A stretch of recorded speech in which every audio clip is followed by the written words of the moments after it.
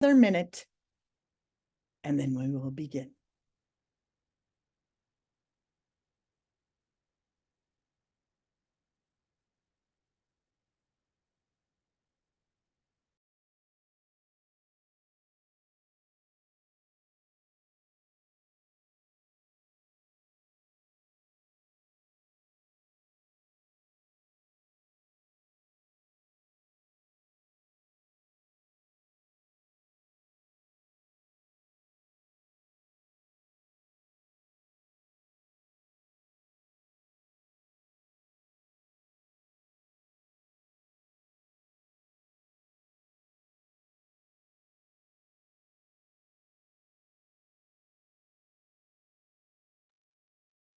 Hello, hello. My name is Sarah Fisher. Welcome, welcome. It is 1:01. I'd love to get us started. We've got a critical mass. I'm thrilled to see everyone here. It's going to be an excellent hour for us to be together. We have something really exciting that we're introducing today. So I think that'll start us out. You are in the right place if you came for the NNLM Region 2 Funding Award Information Session. Okay, I think, Stephanie, are you going to introduce the language options? Yes. Hi, my name is Stephanie. I'll be one of your Spanish interpreters along with Nora. So you'll see here at the bottom of your screen where it says interpretation, there's a globe. Select your language there. Make sure that you select your language, even if it's English, so that you don't miss anything from the meeting. It is necessary to select the language. And if for some reason you see us going like this, that means to please slow down. And we do need one person speaking at a time so that we don't have to choose who we're interpreting for at the moment. And I'll go ahead and give the same instructions in Spanish. And I also want to mention, if you're on a device like an iPad, or if your screen is too small, you'll see you'll have to go to the dot, and then you'll be able to select your language from there. Thank you. Buenas, mi nombre es Stephanie, yo seré una de sus intérpretes. También mi colega Nora va a estar interpretando. Y por favor seleccionen el globo en la parte de abajo de la pantalla. Ahí van a poder escoger español si necesitan interpretación en español. Si es necesario que seleccionen un idioma, aunque sea español o inglés. Y si están en un dispositivo, van a ver a donde dice más o more, los tres puntitos. Ahí pueden seleccionar su idioma y tienen que asegurarse de seleccionar de completar. Entonces, vamos a estar ofreciendo servicios de interpretación. Es un gusto estar acá con ustedes hoy. Muchísimas gracias. Thank you. That was excellent.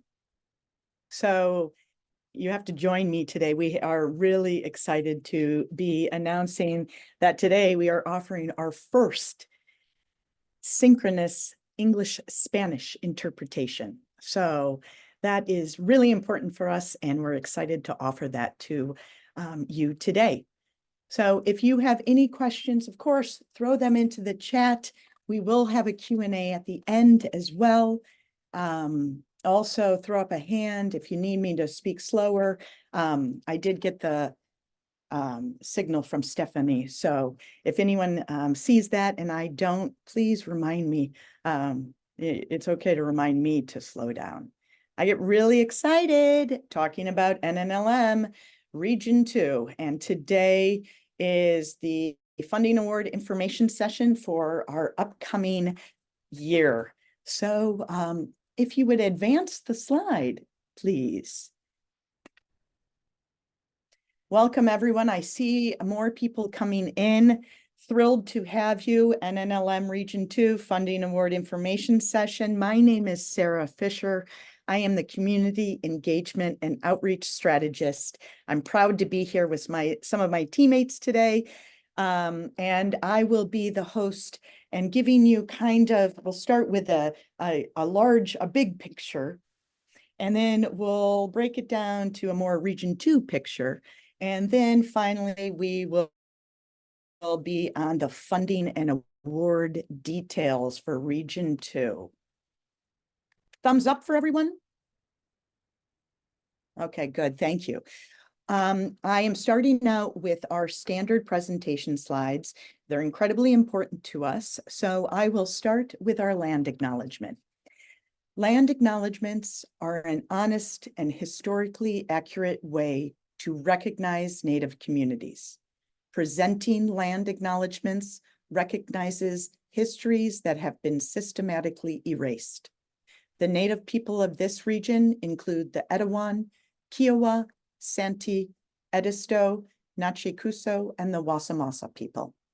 Region 2 recognizes the Native communities of the land on which we live and work. In Charleston, South Carolina, we commit to remaining mindful and to use our work to support the health and well-being of all people, including Native communities. Advance the slide, please. Labor acknowledgements recognize how historically much of the substantial economic development in a geographic area or industry resulted from the unpaid labor and forced servitude of people of color, specifically people from Africa. Region 2 acknowledges that much of what we know of this country was possible because of the labor of enslaved Africans, their descendants, immigrant workers, impoverished people, domestic workers, and others. We commit to remaining mindful and to use our work to support the health and well-being of all people, including those whose labor has been historically exploited. Advance the slides, please.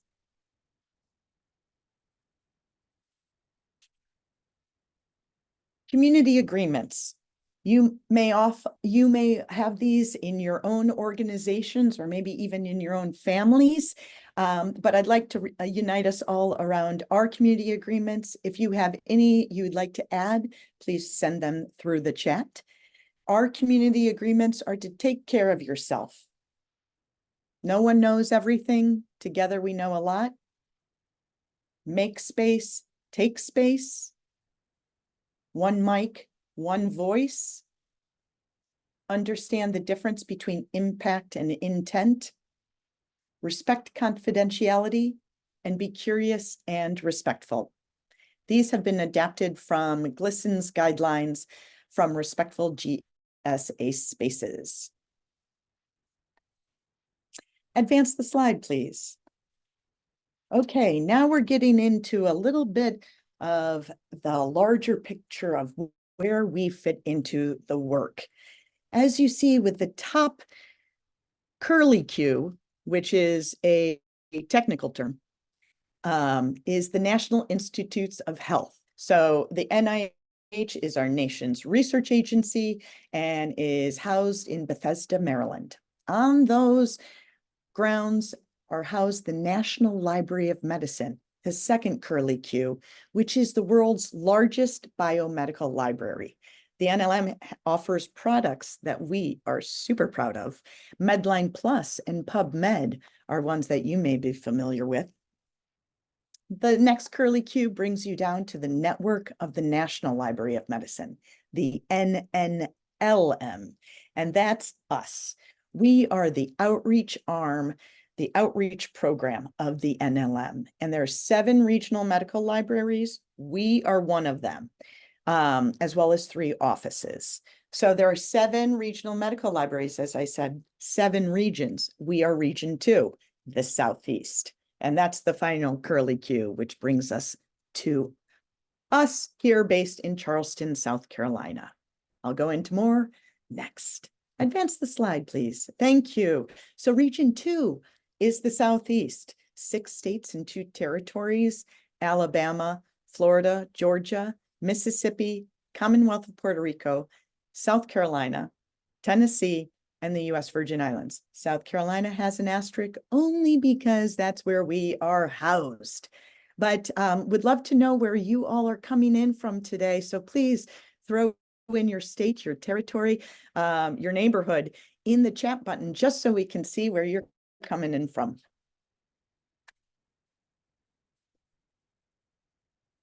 Oh, Mississippi, Puerto Rico, Alabama, Miami, Florida, Tennessee, everyone. Thank you so much. How fun to see all the states and places that you are coming in from. Next slide, please. And Charleston County Public Library, you're housed where we are. The NNLM mission is to advance the progress of medicine and improve the public's health by providing all U.S. health professionals with equal access to biomedical information and improving the public's access to information to enable them to make informed decisions about their health. That is a mouthful, but we will break it down into much more concrete ideas. So for our 5-year cooperative agreement, which runs from 2021 to 2026, there are 3 initiatives that we're focusing on. Confronting health misinformation has been put on the back burner a bit, but we're refocusing really on bridging the digital divide and environmental determinants of health. If you are working in those 2 areas, we want to work with you. So bridging the digital divide and environmental determinants of health. Next slide, please. Thank you. So just for you all to know what our region's, our office and our region's focus areas are. Now, these are the ones that our team here in Charleston at the MUSC Libraries has thought of. So we are focusing on emergency response and preparedness. The Southeast is a place where lots of things happen. We are going into hurricane season in a couple of months. So that's where we often think of emergency response and preparedness. We do host a September webinar series that focuses on preparedness for that month. We also host, I run a governance board, which is Team ERPAC. ERPAC stands for Emergency Response and Preparedness Advisory Committee. Another focus area is priority populations, minority serving institutions, and historically Black colleges and universities. We are working and enhancing library and information science student programming, language justice with Spanish speaking members. Also, we are focused on public health associations and public library associations. So that gives you a lot of different focus areas to see where your work may integrate and coincide with us. Advance the slide, please. Now I'm going to introduce you to our small but mighty team. As I said, there are 3, there's more than 50% of our team on today. So give us a little wave in your TV box, if you will. Angela Hayes, Grants Administrator. She is also the state liaison currently for Alabama and Mississippi. Fiona Washington, who is working on tech support today. Thank you, Fiona. She is program coordinator too, and is the state liaison for Tennessee currently.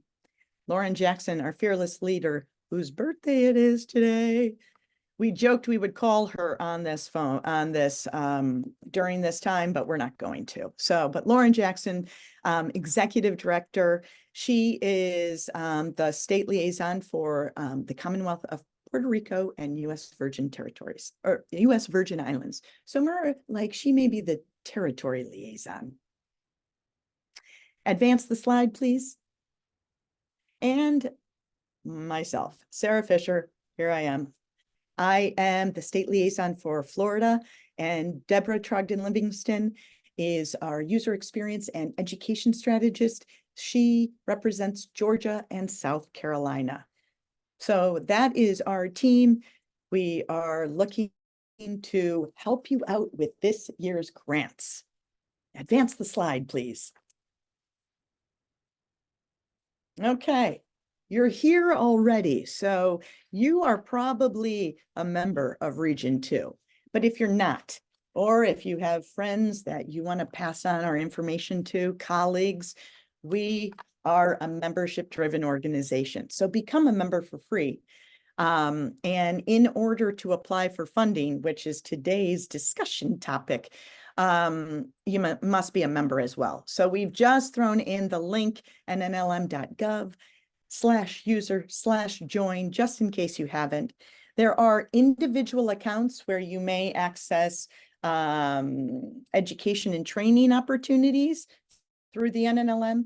And there's also an organizational membership. And that means that you individually are tied to an organization, perhaps your employer or your professional association, the National Black Nurses Association, for example. So in order to apply for money, you'd love to put your individual account in under an organization's name. So when you become a member, if it's the first time, as you said, I note to assign yourself to an organization. Like, for example, I work at MUSC Libraries. So that may be the organization that I assign myself to. And when you become a member, you receive monthly communications from us. So our newsletter, The Pulse, is often where you get the first, it's hot off the press when you get our newsletter. So that's where you get invites to great meetings like this and all of the information for classes, trainings, and funding.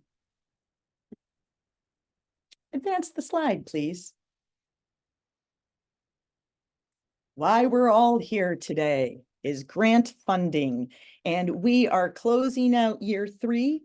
We're in the last probably 12 or 13 days, and our funding is open for the next grant year. And so I just want to go over a couple of details on that. And these are nothing you have to remember because we've got them memorized, and we can always help you out with that.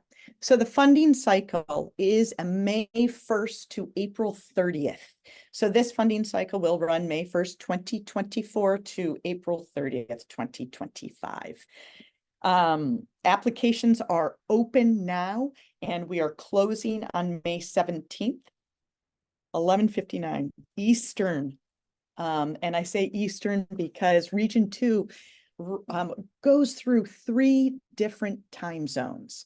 So 11:59 Eastern. And the funding is at nnlm.gov/funding. We will have a live demo in a few just to show you how it works and how to access points if it's your first time or if you just need a refresher. Please remember, we've reminded you to become an NNLM member to apply for funding, whether you're doing it for yourself as professional development, or if you and your colleagues or team are working on a larger project in the community. We have 5 or 6, award categories, and we will go through each one of these in the following slides. Health information outreach, professional development, exhibit, emergency preparedness and response. There's an innovation impact award and library student development award. So there is a link to the proposal writing toolkit through the NNLM, which will just help you and kind of guide you through writing a grant if it's your first time writing a federal grant. Advance the slide, please. Okay. This is our webpage. This is the NNLM webpage for funding opportunities. Now Fiona is going to be our demo person, and how you get to these places on the web, because sometimes it's confusing. So nnlm.gov/funding would be where you start. And I'm waiting for you, Fiona. So I'll take over and share my screen. Thank you. Welcome.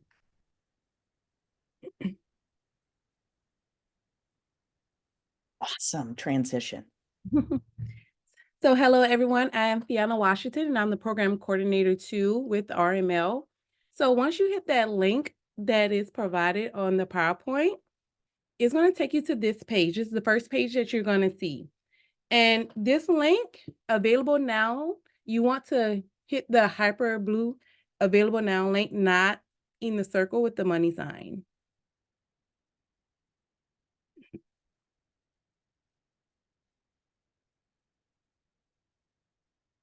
And now it doesn't want to advance. Okay, there we go. So then if you want to slide down, this is going to show you all of the awards for all of the regions. You only want region 2. So you want to come over to your right, and it's going to be available in and then select all. Of course, you don't want all. So I just hit select none and just hit region 2, and down here at the bottom, the hyper green link, I hit apply. Now this actually shows you all of our states and awards according to region 2. And of course, we have several awards. So I'm just going to hit the first one just so we can go through it. And this is the Emergency Preparedness and Response Award.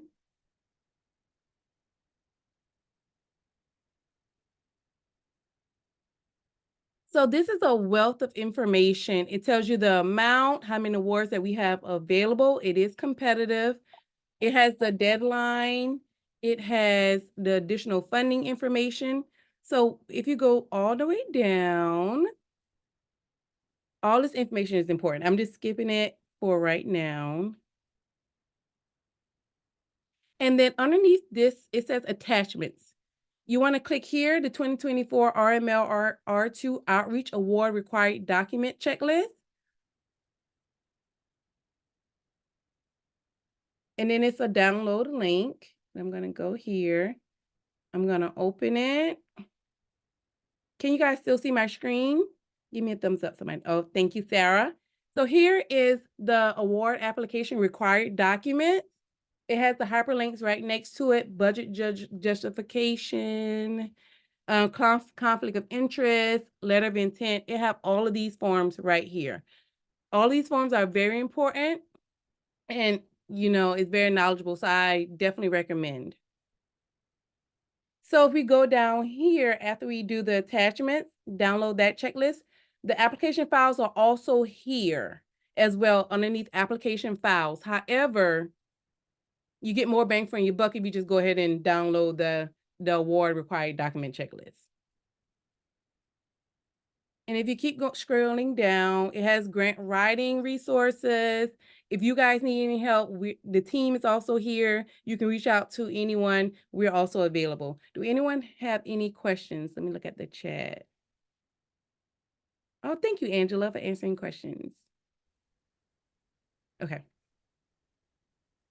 So our grant administrator is also Angela Hayes. She's on this call, so she knows a lot about grants. So if you ask a question in the chat, she'll be able to answer it. And Megan Bell, I see that you have your hand raised. Yes. So on the slide it mentioned the Health Information Award, but I don't see that listed on the page. So which one is the Health Information Award?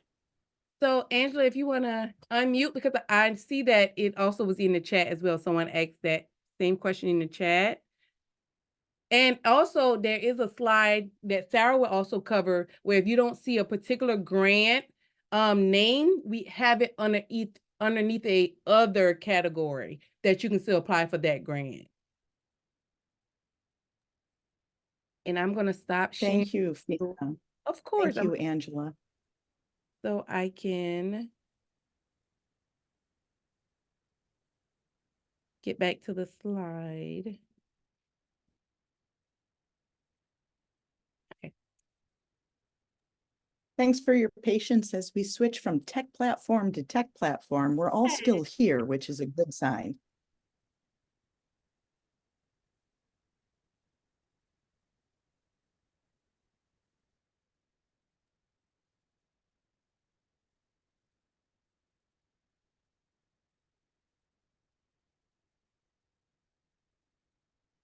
Okay. I just want to remind you of all the great slides that you've seen once and now a second time.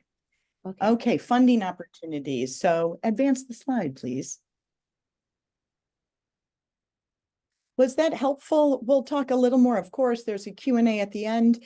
But if anything is coming up for y'all, please throw those questions into the chat or just write it down on a piece of paper and we'll get to it at the end.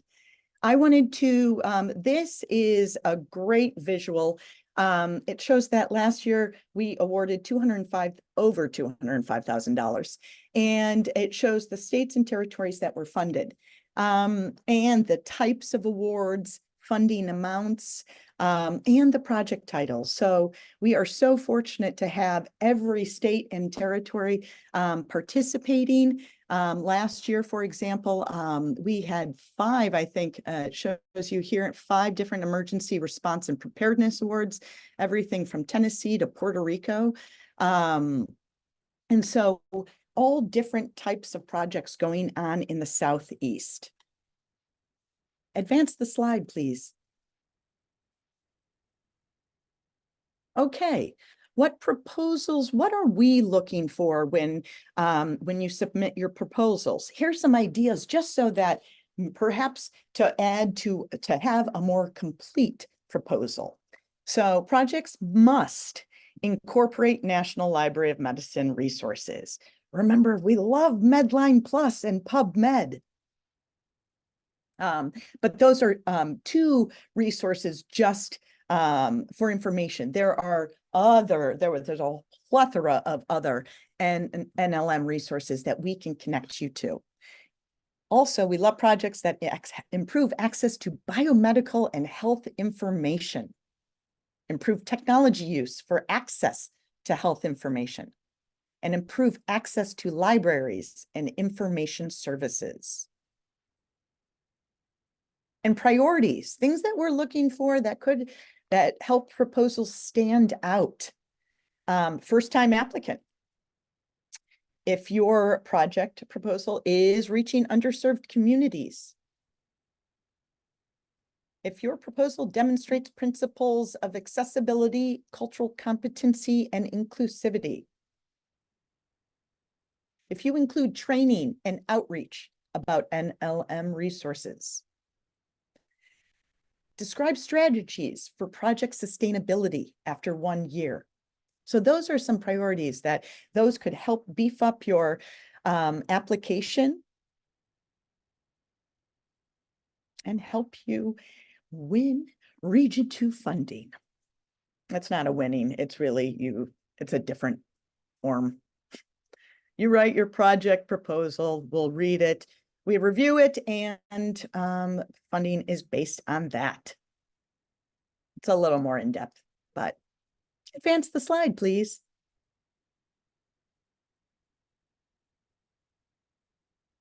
Okay, here's where we were going to go through each project or each award and talk a little bit about kind of some of the details about it and potential ideas.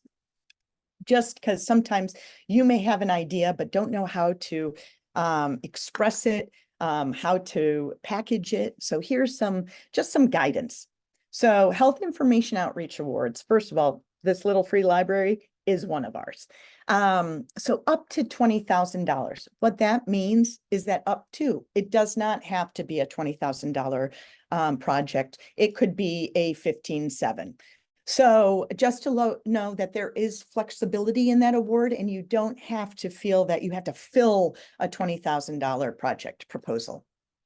Projects that seek to improve health information literacy, for example, by increasing the public's ability to find and use health information or improving health professionals' access to, awareness of, or ability to locate quality biomedical health information.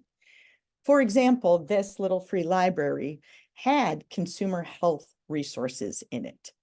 And consumer health means just health information resources for the layperson, for me. So that's how this project was funded. So ideas that we've had before or that would help you. Training health professionals in the use of electronic health resources. Perhaps you are partnering with an excellent organization and you want to host a summit promoting health information resources in multiple languages. Another idea, create a mobile telehealth program for rural communities. And this little free library was in rural communities. That's how they got health information into more rural locations. Advance the slide, please. Professional Development Award. This is an award for up to $3,000, and it's to strengthen your own professional knowledge or for you to build your own capacity, perhaps in data services, health information access or delivery, or in diversity, equity, and inclusivity initiatives, something to better serve an underserved community.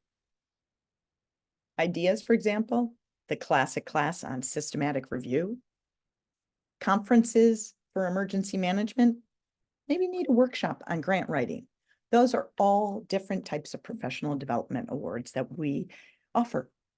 And I see that we do have some people in the audience who have been previous NNLM sub-awardees. So if you ever have a question for previous sub-awardees, we'd love to connect you with them. Thanks so much for advancing. The Exhibit Award is an interesting award. That's how we do a lot of our outreach, is you go to a conference and you put up a table and talk about information. So exhibit awards are up to $2,000, and funding is for exhibiting at a local, regional, national meeting, a summit, or a conference. And these conferences or summits could be for health professionals, information professionals, consumers. And our funding covers registration and booth fees, travel, and per diem. So this picture just to the right is Lauren and myself and a previous NNLM sub-awardee. This was at conference, the joint conference for librarians of color. That was in Florida a couple of years ago, but that's an idea of what exhibiting is. So some ideas for that you can collaborate, you can even co-exhibit with partners.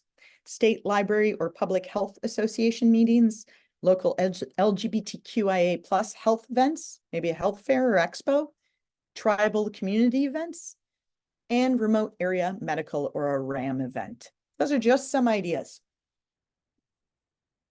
Advance the slide, please. One of my favorites, the Emergency Preparedness and Response Award. These two are up to $20,000. And just like the health information or even the professional development or exhibit, the maximum amounts are what we list. If your project comes in at less, that's awesome. But you do not have to max out the funding award. For emergency preparedness and response, funding could address natural disasters or local emergencies in your community, as you are the finger on the pulse where you live, so you know what's going on.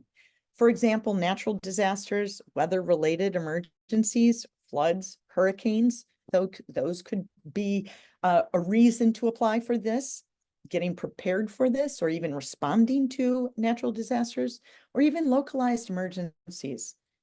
Jackson, Mississippi, we know, is in the region and has been dealing with a water crisis. It's an election year. We know that tensions can be high going into the summer, hurricane season, hate crimes, violence. Local emergencies may be very concentrated to where you are, and it just may not be the same for me. Other options are to promote awareness, preparedness, mitigation, education, training, or even safety coordination. Using a community-centered model to improve disaster or emergency response. And ideas for this could look like, unfortunately, there was a flooding in a library, a museum. Materials were destroyed, books swollen. We can help purchase new collections. Another idea, perhaps community lives in a food desert, doing a community refrigerator, little free kind of pantry program, similar to the Little Free Library. Develop a training program to locate emergency preparedness and response information and resources. Those are all great ideas. Advance to the next slide, please. The Innovation Impact Award. Now, this is just for something that may not fit into the other award categories. So up to $16,000, new projects that involve creative program improvement and seek to enhance health information outreach. So if something doesn't quite fit into emergency response or doesn't quite fit into health information, innovation may be the award you would like to apply for. Some ideas: pilot a reading group about health topics. Develop a more accessible or culturally inclusive collection by including large print materials or graphic novels. Purchase technology to improve operations or to increase health information access. All great projects. And even if you have a brand new idea, we'd love to hear it. Next slide, please. This is one of our favorite awards, the Library Information Services Student Development Award. So this is up to $3,000. We actually have Heather Holmes, who is the lead on this award. She is at MUSC Libraries. I see a little grin smile coming from her too. Thanks. Hey, Heather. She is really a lead on the Student Development Award, but it's a great opportunity for library or information science students. Oops, could we go back a little bit? That's out. Thank you. I understand. I sometimes have that, like, finger doesn't, it goes too quick. So library and information science students or data science students that are studying or residing in Region 2. So we're looking for those students who want to do an award.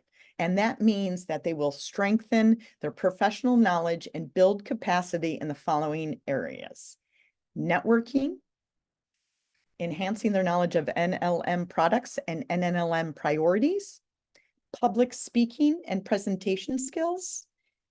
And those students will be at the 2024 MAC SCMLA Joint Annual Meeting that is being hosted here in Charleston, South Carolina in October.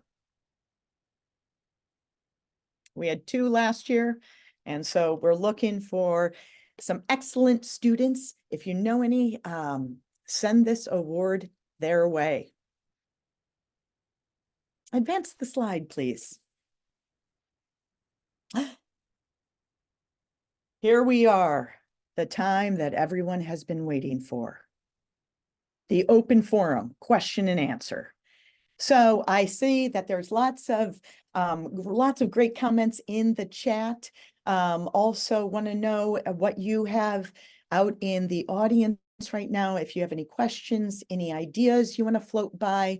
Of course, we take accolades and praise readily, but floor is open. Does anyone have any questions for us?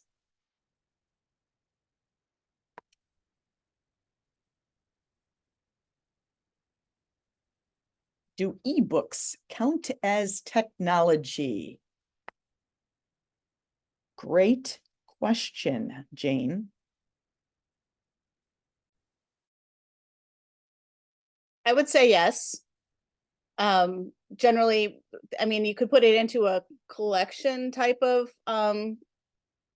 request or technology improvement. I'm getting the words wrong here, but yes. Thank you, Heather. Yeah, ebooks does count as technology. Megan Bell, let's see you. I've got your hand again. Okay, I have a few questions. So Sure. one is for the BioSketch, who had to submit the BioSketch? Is that just the lead project lead? Is that the only person who submits the BioSketch? It would be for each participant. What do you mean each participant? Is on your grant. If you have anybody giving any effort to your grant, I need a BioSketch on each one of those.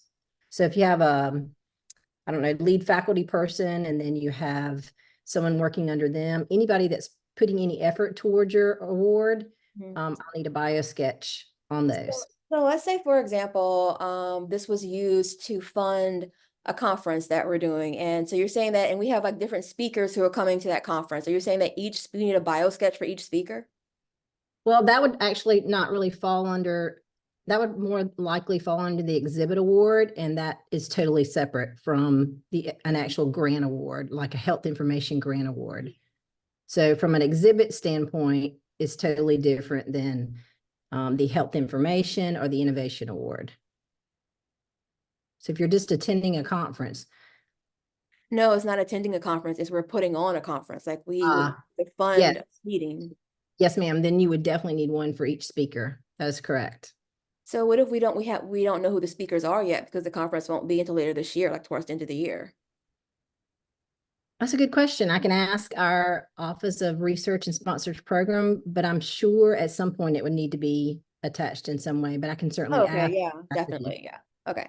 Other question I have, is okay, so we have a couple ideas like for the organization I'm a part of. And so I'm wondering, like, for example, one thing we'd like to do is to exhibit at a state library conference. But also at that same conference, we would like to teach a professional development class at that conference as well. So since there are like kind of different aspects of the different grants that you're offering, is it better to apply for, different grants for the different things, like one apply for the exhibit award and then do a separate application for, whether we decide to do it as like the health information outreach award? Do you want separate things, or just do one and put all those different things in the one award? Sarah, I'm gonna let you answer that. Okay, I think, so if you were to be running a conference, so that would be like, kind of like a summit. I think that is separate. If you are talking about creating a conference and getting the lineup of speakers, but you don't know them, that would be a larger award than an exhibit award. So that would be health information outreach. That would be an innovation. So that would be like for your state library conference. If your organization is hosting the conference, but then if you are and teaching a class would be a different manner because of thinking about the accreditation. So the continuing education credits, we would have to connect with MLA somehow on that too. And I don't know how that exactly works, but we can get that figured out for you, Megan. Heather Holmes has chimed in too. She is recommending separate award applications for both the exhibit and for the conference as a separate award. Okay. And next question is, so do I understand this correctly that if we're chosen, if our idea, whatever is chosen, selected, that it's all reimbursable, that we have to spend the money first and then submit like the receipts or whatever to you and get reimbursed for it? Is that the way it works? That is correct. Right. So Heather Holmes, who actually helped start us with the grant, we're so happy to have her here with us. So Heather, did you want to chime in and clarify some of these questions? I can try. I serve as a program advisor for Region 2 also, so I have a little bit of an official role here, very little bit. Yeah, so Megan, to go back to the questions that you were asking, those would all be separate applications that you would do. So teaching a CE is different from funding for part of the conference or whatever. So those would be separate. Okay. Okay.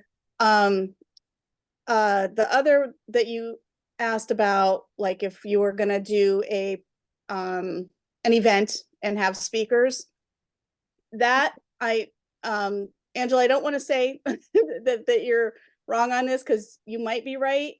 But generally the way that it has been before is that you're the one applying for the funding to do this event. So only the people who are actually part of the recipients of the grant need to be on the application and provide bio sketches.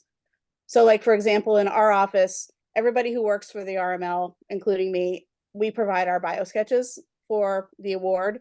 But anybody who receives funding from us or I'm going to make this more complicated than it should be.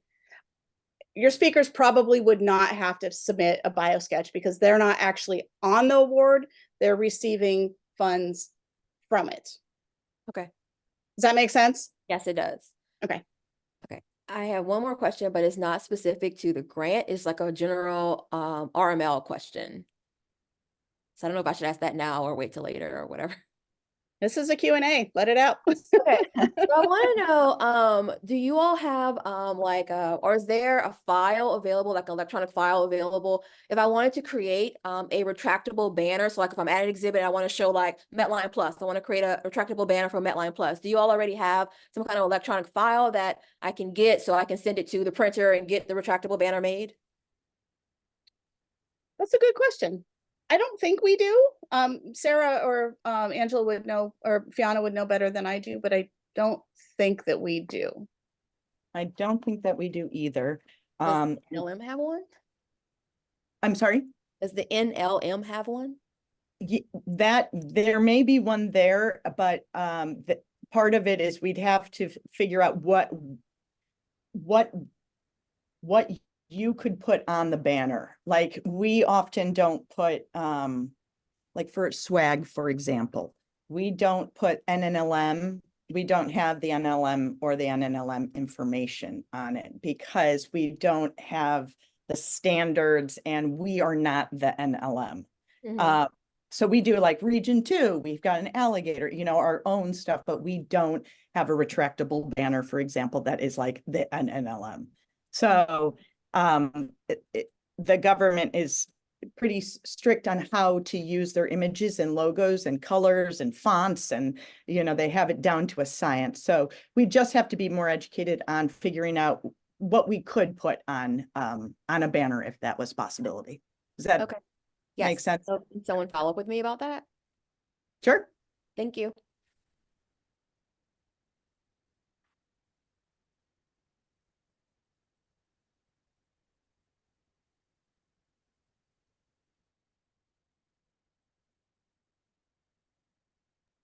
Sorry, I had myself on mute.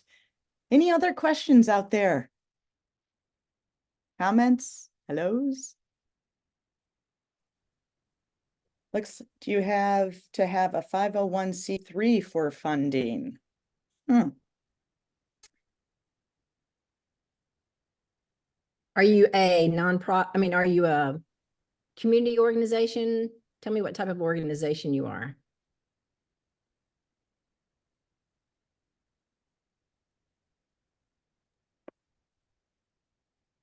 Small business. Yes, you would.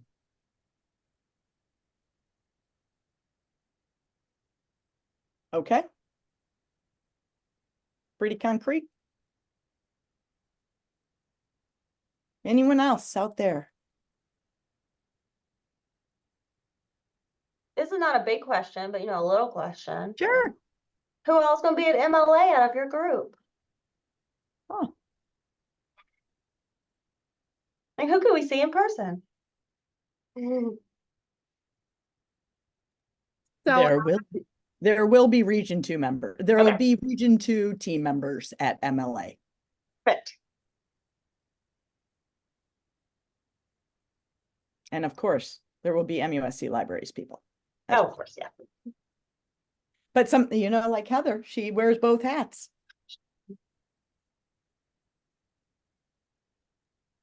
Any other questions out there in the atmosphere, in the Zoom sphere?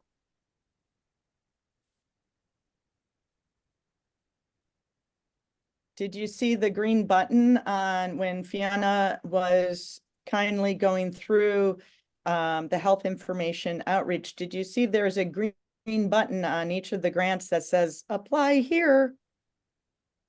So I wanted you all to know that. I saw it. Is everyone applying? Yep. Anyone have any ideas you needed to sort through? Any questions? Jane Morgan's got a thumbs up. She's multiple thumbs ups. She's applying now. It's a 4 thumbs up, 4 times maybe? No, maybe 3 Okay. times. I already sent y'all an email with more questions. Okay. Oh, that's a great, thank you so much. I planted someone in the audience to ask that, because if you have questions, how do you get in touch with us? Easiest way is just write us an email. That's region2@nnlm.gov. That will pour into our LibAnswers platform and shoots you out to a state liaison. So we are on Facebook and LinkedIn at NNLM Region 2. And our email, which instead of giving you each of our individual emails, we made it easy where you can just email us all, region2@nnlm.gov. Any other questions? This has been so much fun for me. I love hosting things. I like seeing people's faces, where you work, who's got a plant behind them, who blurred their background. Yeah. I'm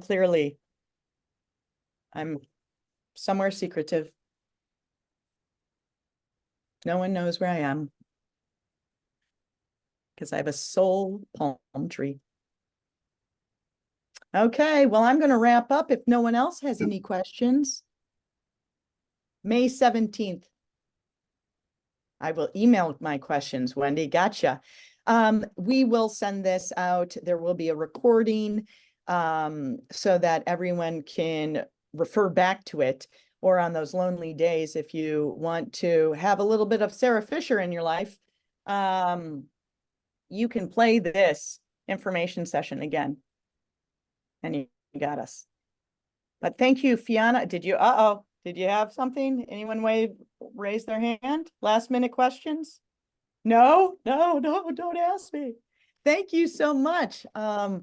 Fiona and Angela, Heather, thank you so much.